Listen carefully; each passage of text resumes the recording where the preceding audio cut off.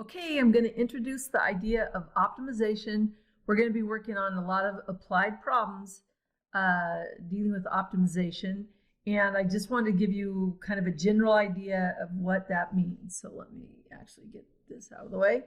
So think about the process that we went through a little bit ago, finding mins and maxes. So if you've got a cubic graph like this, when you graph it, you see, oh, well, this is a relative max, this is a relative min.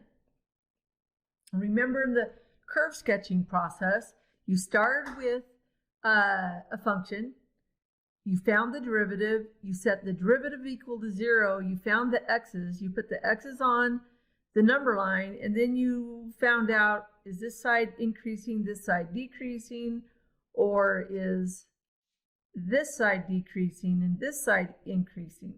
Because depending on what you find,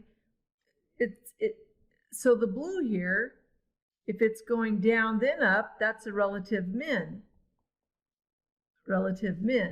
But the black, if it's going up and then down, that's a relative max. But that was the process. That was the process that you worked on. Then you did a table to figure out all that stuff. Well, those skills come in handy when we apply optimization. We might want to maximize profits. We might want to minimize costs. We might want to maximize the area on a sheet of paper. If you're making a poster of something, you might want to maximize the volume of a box while minimizing the material. So there's all these applied things. Well, guess what? You're going to be given a function. You're going to find the derivative of that function.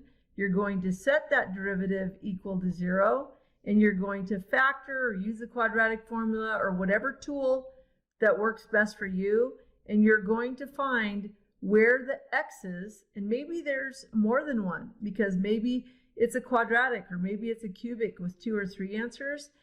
Here's the tricky thing. Once in a while, the answers do not make sense. So for instance, if you are maximizing the volume of, say, UPS wants to save on costs for their boxes that they use for shipping, right?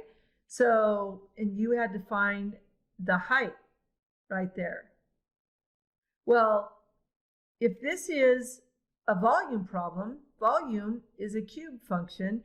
When you take the derivative, that's a squared function, there's 2 possible answers.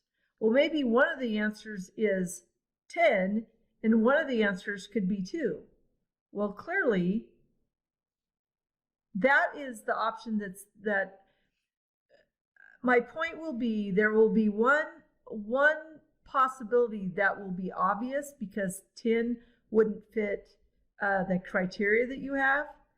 So just be aware that sometimes, even though algebraically you'll get answers, you have to check the situation to see if that answer actually makes sense. Okay, that's just kind of an intro to optimization. Again, optimization, think about, we're looking for mins and maxes, and we're using that kind of curve sketching technique.